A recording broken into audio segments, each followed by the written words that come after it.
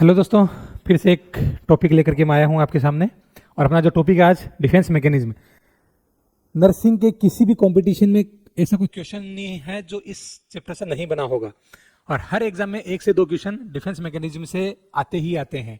और defence mechanism को जितना आप रटने की कोशिश करोगे उतना ऊपर से जाएगा। आज समझाने आया हूँ, समझ लेना।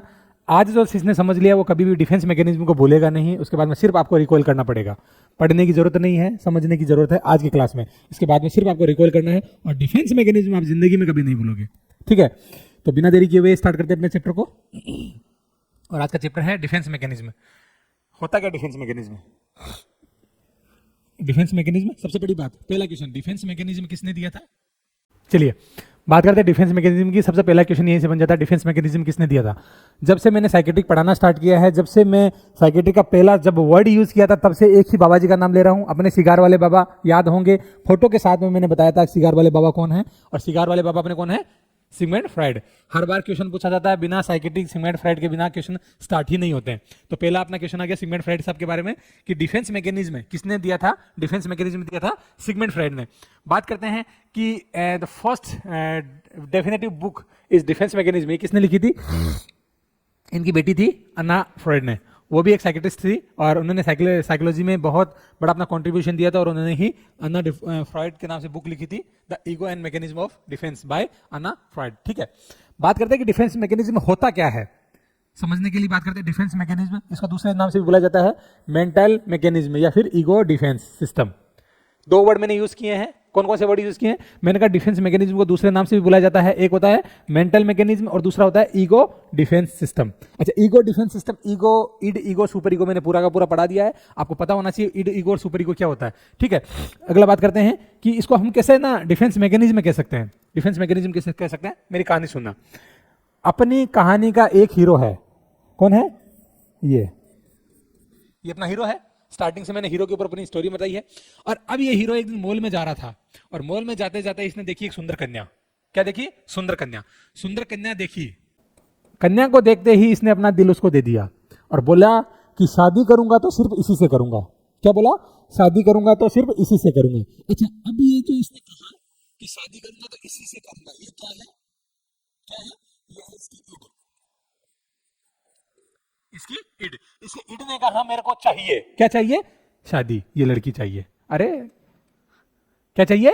ये लड़की चाहिए। तो इड ने सीधा सीधा बोला कि मेरे को ये चाहिए। सुपर ईगो बीच में आ जाता है और बोलता ना बाबा ना, ये अपनी आइडियोलिज्म के ऊपर डिपेंड रहता है। बोले ये मेरे असूलों के खिलाफ है, मैं इस लड़की से शादी नहीं करने दूंगा। क्लियर है? समझ में आया? ईगो ने, इड ने कहा मेरे को ये चाहिए। सुपर ईगो ने कहा बिल्कुल नहीं, ये मेरे असूलों के खिलाफ है। क्योंकि सुपर ईगो किस पे डिपेंड करता है? आइडियलिज्म पे, मोरल पे डिपेंड करता है, उसकी मोरलिटी रहती है। इड को क्या चाहिए? प्लीजरेबल चाहिए। कौन सा प्रिंसिपल है? प्लीजरेबल प्रिंसिपल। सारी चीजें मैंने पढ़ाई हुई हैं इससे पहले वाली थ्योरी में। तो इड कहता है मेरे को ये लड़की चाहिए। सुपर ईगो तो कहता नहीं बाबा नहीं, अगर तुमने ये लड़की की चाहत रखी तो मैं तुमको घर से निकाल दूंगा। इस कंडीशन में क्या इसको ये लड़की मिल पाएगी? नहीं मिलेगी ना। जब ये लड़की नहीं मिलेगी तो इसमें उत्पन्न हो जाएगी एंजाइटी। क्या उत्पन्न हो जाएगी? एंजाइटी। हाँ, क्या उत्पन्न हो जाएगी? एंजाइटी। अब किसी व्यक्ति में अगर एंजाइटी उत्पन्न हो जाती है तो क्या वो खा सकता है, पी सकता है, सो सकता है, उठ सकता है, बैठ सकता है? उसकी सारी की सारी एक्टिविटीज हैं वो सारी की सारी खत्म हो जाएंगी। वो ढंग से अपना जीवन यापन भी नहीं कर सकता है।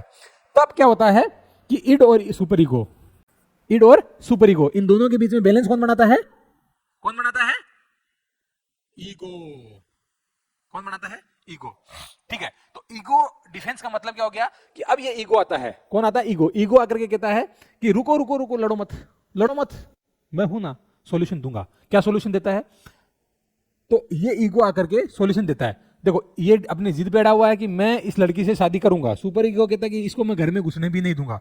इसकी वजह से दोनों में लड़ाइयां हो रही है। अब सुपर ईगो कहता है इसको, ईगो को, भैया इसको समझा। ईगो हमेशा रियलिटी पे काम करता है, वास्तविकता पे काम करता है कि मेरे को क्या करना है। तो वो कहता है देखो सिद्धांतों के तो खिलाफ है, लेकिन इसको चाहिए तो इसको मिलना भी चाहिए। ये दोनों के बीच में सामंजस्य बना करके रखना है।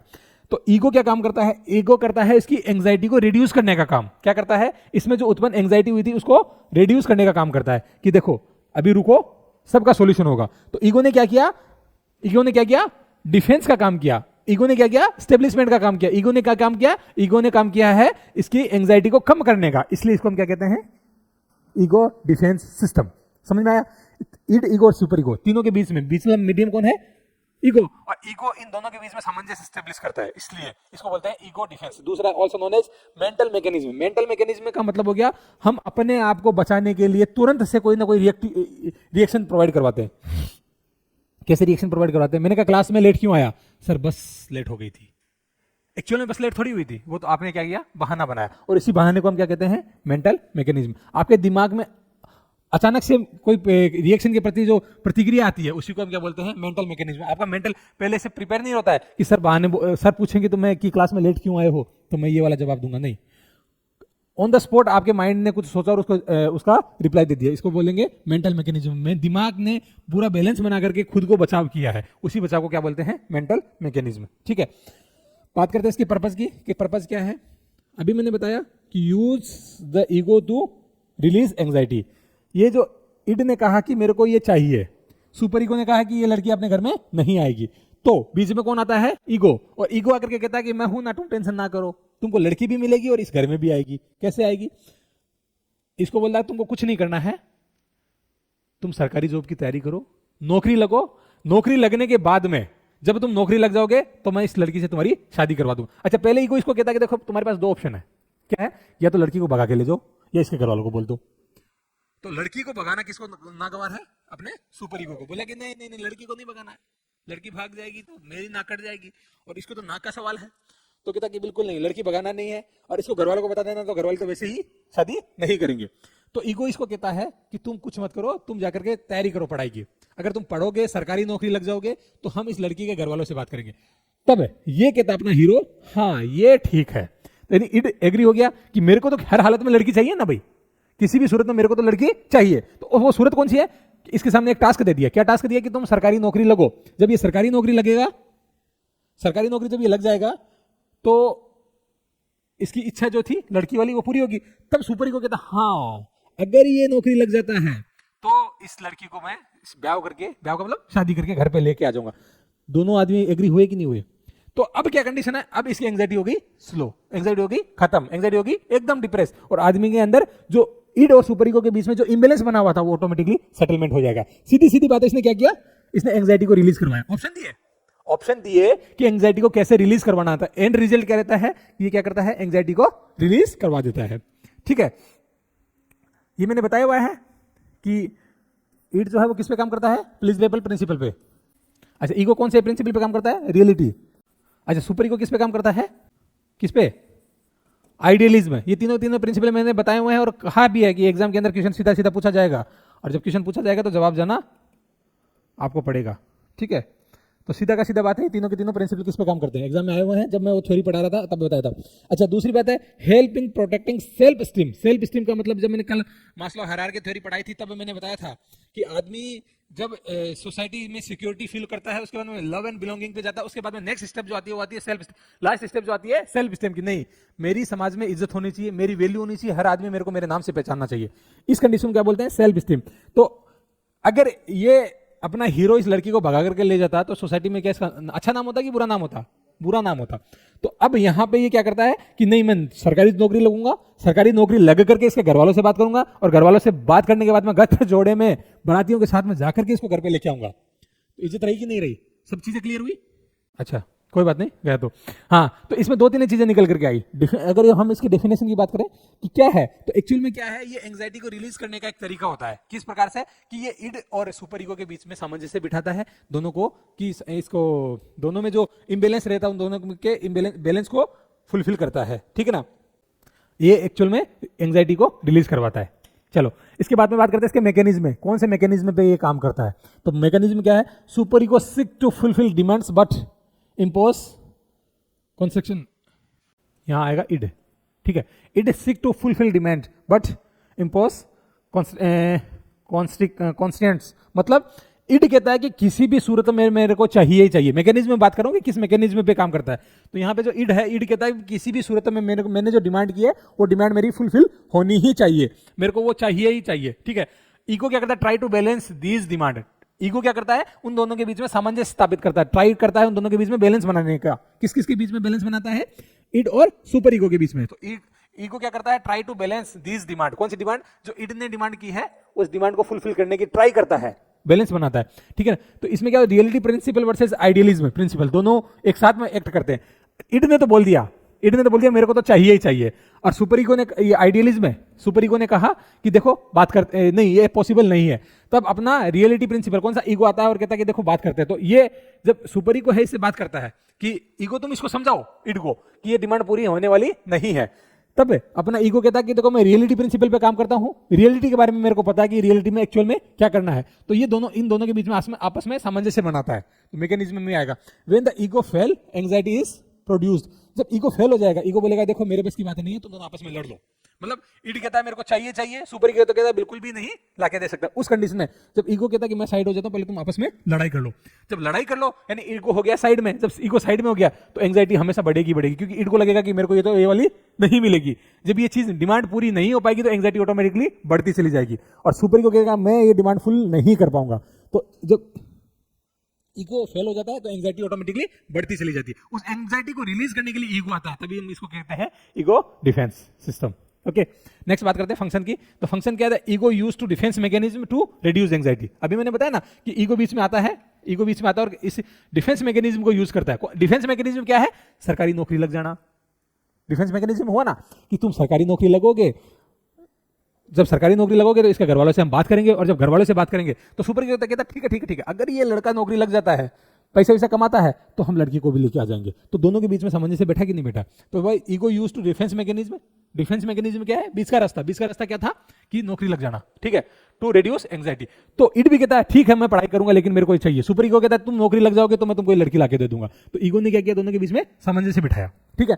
Help in the adjustment of a person. उसी एंजाइटी की वजह से, अगर वो एंजाइटी रिड्यूस नहीं होती है तो व्यक्ति को बहुत नुकसान हो सकते हैं, मेंटली हेरेसमेंट, मेंटली इलनेस की कंडीशन आ सकती है। तो उन दोनों के बीच में सामंजस्य या एडजस्टमेंट बिठाने का काम कौन करता है, ईगो काम करता है, ठीक है। समझ में आया चैप्टर। चलो नेक्स्ट बात करते हैं कि की पॉइंट्स क्या क्या है इसके, की पॉइंट्स क्या क्या। All defence mechanism operate unconscious. बहुत इंपॉर्टेंट लाइन है, बहुत इंपॉर्टेंट लाइन है, क्वेश्चन यहीं से बन जाता है। पहला क्वेश्चन यहीं से बन गया है। क्वेश्चन क्या बना है कि डिफेंस मैकेनिज्म है वो कहां से ऑपरेट होती है। तो याद रखना कहां से ऑपरेट होती है, अनकॉन्शियस माइंड से। अनकॉन्शियस माइंड से।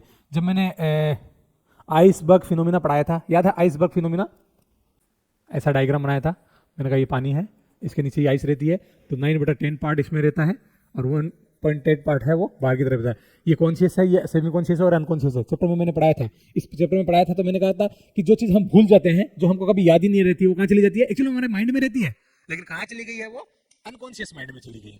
जब अनकॉन्शियस माइंड में चली गई है, अच्छा आप एकदम आराम से बैठे हो क्लास में और अचानक से मैंने खड़ो कल पढ़ा क्यों नहीं सर, लाइट नहीं थी घर में।